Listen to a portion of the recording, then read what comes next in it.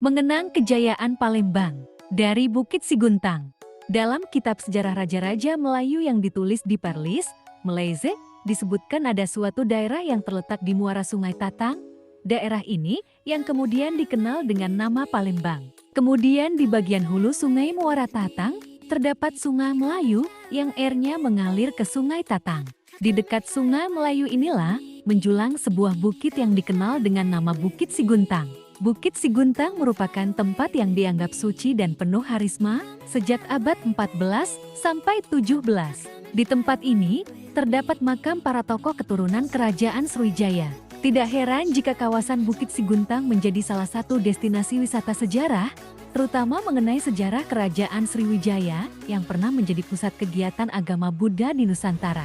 Bukit yang berada pada ketinggian sekitar 27 meter di atas permukaan laut dengan luas sekitar 12,8 hektar ini berlokasi di Jalan Sriwijaya Negara, Kelurahan Bukit Lama, Kecamatan Ilir Barat, Palembang.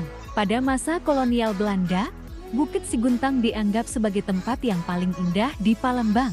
Di bukit ini terdapat makam keturunan Kerajaan Sriwijaya, antara lain Segentar Alam, Putri Kembang Dadar, Putri Kembang Selako, Panglima Bagus Kuning, Panglima Bagus Karang, Panglima Tuan Junjungan, Pangeran Raja Batu Api, dan Panglima Jago Lawang. Segentar Alam merupakan sosok yang dianggap perkasa keturunan Iskandar Zulkarnain. Dirinya merupakan pembawa petuah yang berhasil membawa kemakmuran dan kejayaan bagi wilayahnya.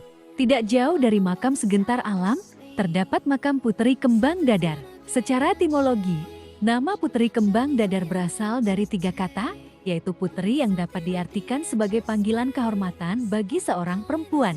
Sementara kembang dapat diartikan sebagai bunga, yaitu karunia alam yang gemari dan dikagumi banyak orang. Sedangkan dadar bermakna ujian.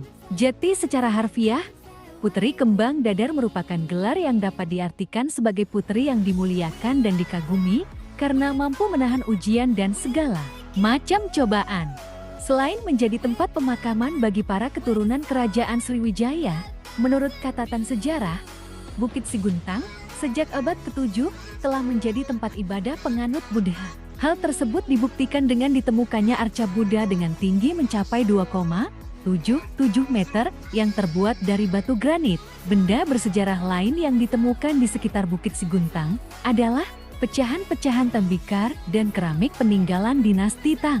Penemuan pecahan keramik dan tembikar di kawasan Bukit Siguntang juga membuktikan bahwa selain digunakan sebagai pusat kegiatan agama Buddha yang dilakukan oleh para biksu dan sangga, di pemukiman ini juga diyakini terdapat pemukiman warga. Untuk kepentingan pelestarian benda-benda penemuan tersebut, kemudian disimpan di Museum Balaputra Dewa dan sebagian lagi di Museum Sriwijaya yang ada di Kompleks Taman Purbakala Kerajaan Sriwijaya. Masuk lebih ke dalam, pengunjung akan menemukan menara pandang yang terletak tepat di tengah-tengah Bukit Siguntang. Dari menara ini, akan terlihat jelas pemandangan di sekitar bukit.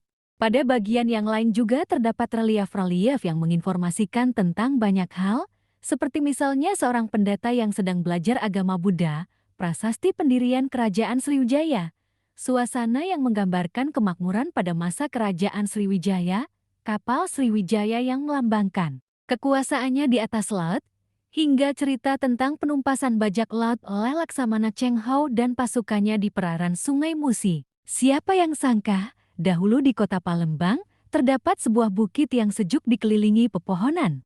Tempat yang menjadi petilasan banyak tokoh dari masa kejayaan Kerajaan Sriwijaya. Bahkan konon Sultan Mahmud Badarudin II pernah mengajak para pemimpin yang ada di pedalaman Palembang untuk bersumpah setiap kepada kesultanan di atas Bukit Siguntang. Oke, jangan lupa di-support ya channel ini agar semakin maju dan semakin berkembang. Semoga kalian tetap bahagia dan tetap sehat selalu. Sampai jumpa di video selanjutnya. Terima kasih.